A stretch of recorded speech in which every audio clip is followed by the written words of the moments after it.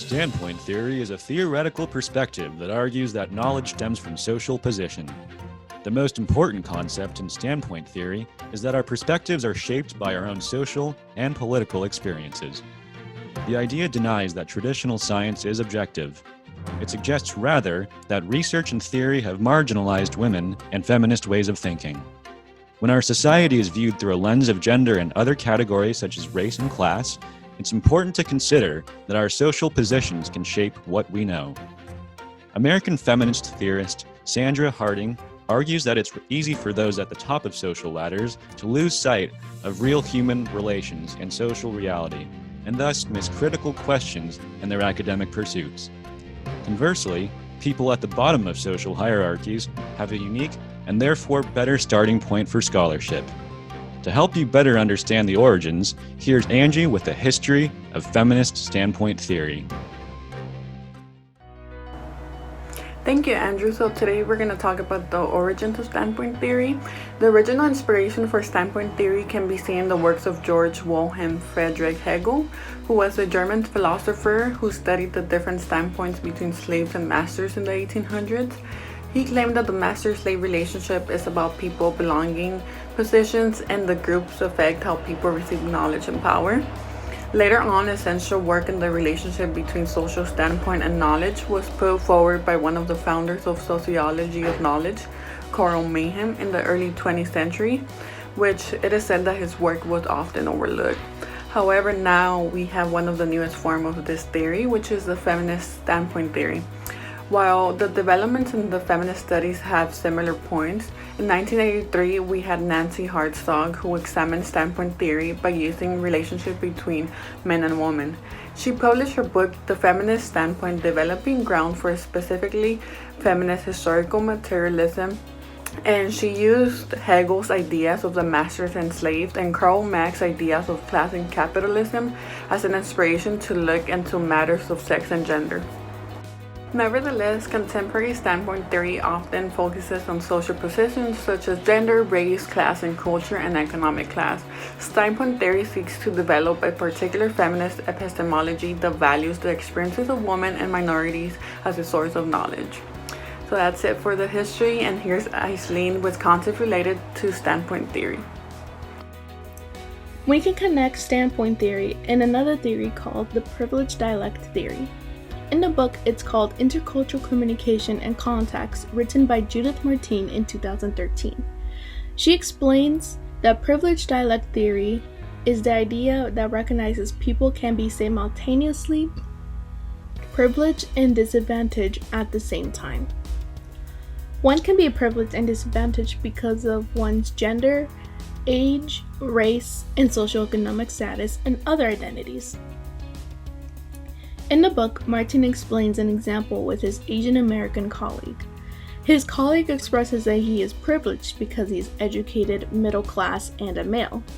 Meanwhile, he also experienced subtle and over mistreatment based on his race and accent. The privileged dialect theory can be connected to the standpoint theory. When Adrian explained the standpoint theory, it's on the view of what we know. He also explained on top of the social ladder can lose sight of a real human relations and social reality.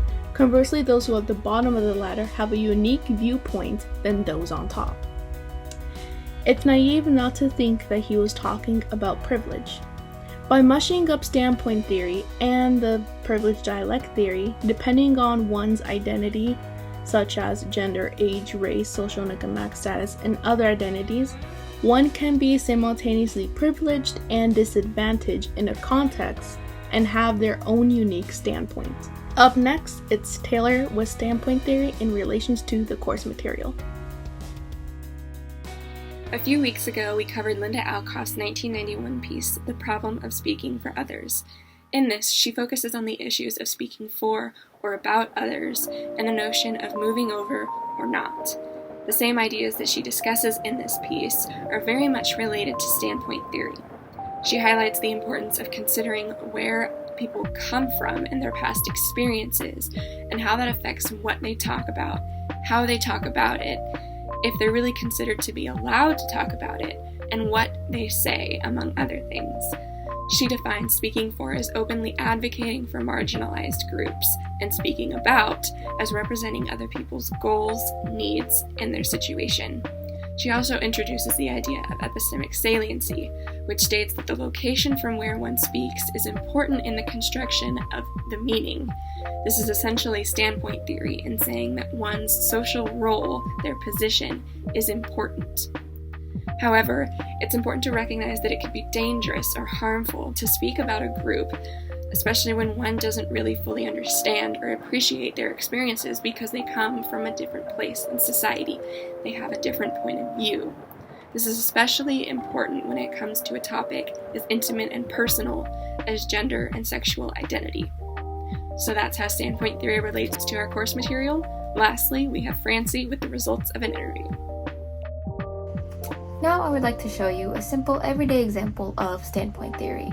So I asked some people a question that's general enough that could be answered by all of them, but at the same time could be answered differently based on possibly their age, their gender identity, their racial, ethnic, or socioeconomic backgrounds.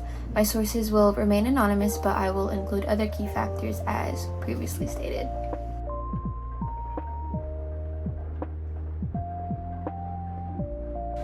When asked this question, this person said that they would not have all the students stand and say the Pledge of Allegiance every morning.